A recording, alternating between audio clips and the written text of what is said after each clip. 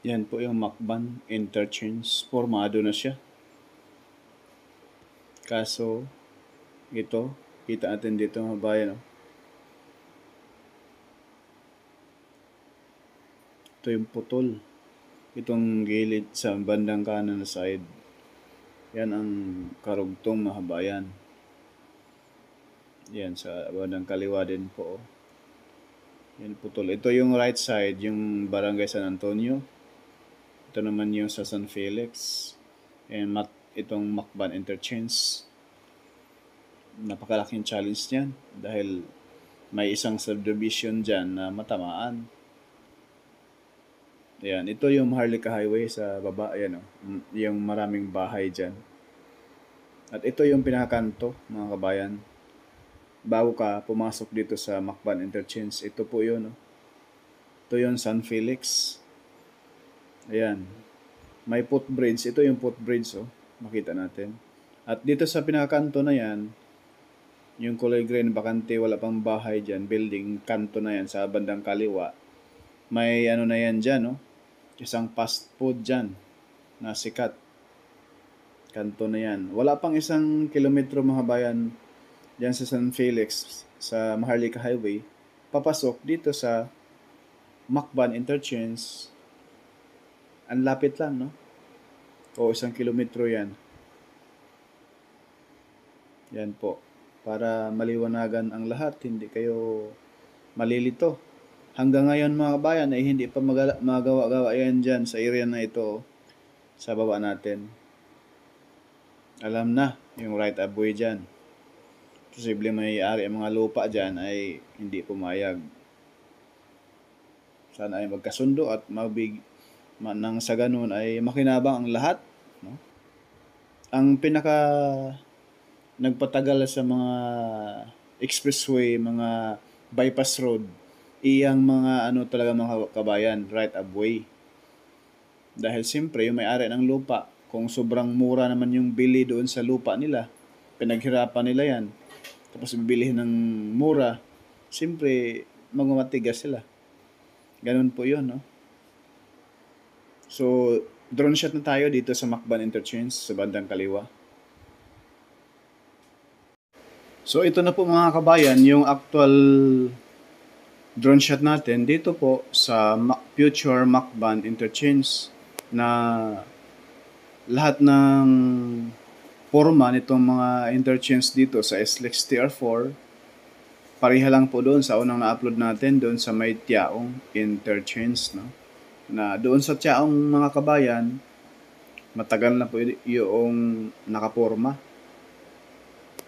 At tinubuan na po yung gilid ng mga damo, no?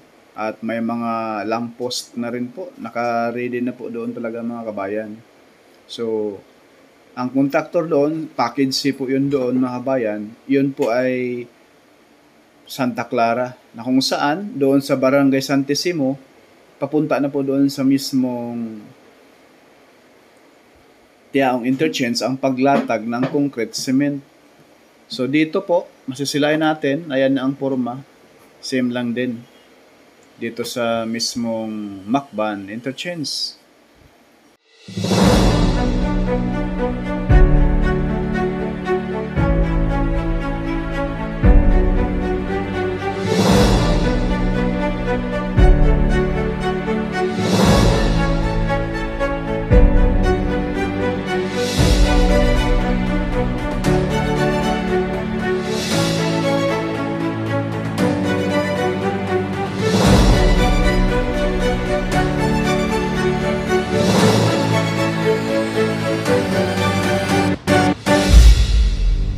Yang nilagyan natin ng araw mga kabayan, papunta na po yan doon sa Barangay San Antonio.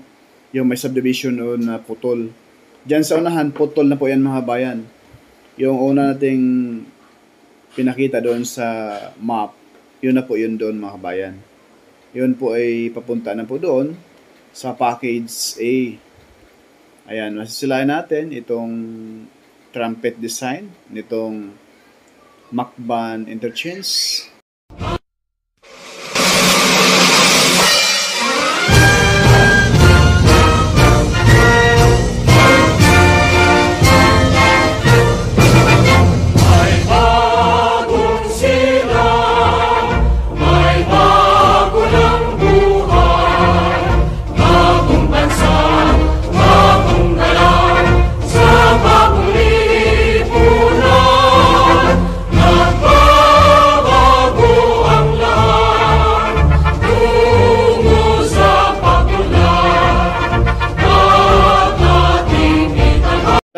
sisilayan natin mga bayan, yung pinakadulo dyan. Yan na po yun, no? Doon sa pinuntahan natin. Yung pinakita natin kaganina sa ating mapa. At ito naman po yung mga sasakyan dyan na nakapila sa mismong harapan natin. Yan na po yung mga dump truck na tatambak ng mga buhangin dito sa Macban Interchange. At ito naman po sa ating camera ngayon, pinakita, ayan na po yung papunta doon sa mismong Alaminos. Yung bundok na yan, paakyat konti, yun na po yun mga kabayan, yung mismong tapos na mga semento. Papunta doon sa Maharlika Highway, lampas na po. Papunta na po doon sa mismong Barangay San Roque, kanto ng papuntang Lipa City, Batangas. Ayan, napakataas na po yung tambak dyan mga kabayan. Halos kalibel na po dyan sa mga puno. Ayan. Ang ganda na tingnan mga kabayan. Ano?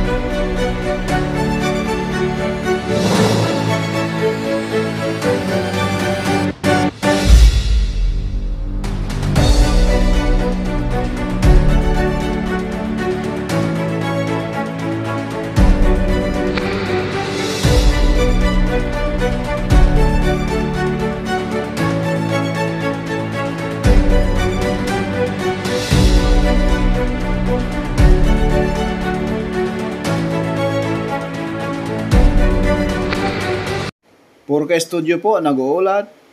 Dito po sa Macban Interchange, hindi sikat pero nag-aabot ng balitang tapat. Shout out po sa ating mga viewers dyan, Ma'am Ami Campbell, Ma'am Lisa Torres, at sa mga OFW saan mang sulok ng mundo. Isang mapagpalang hapon sa ating lahat.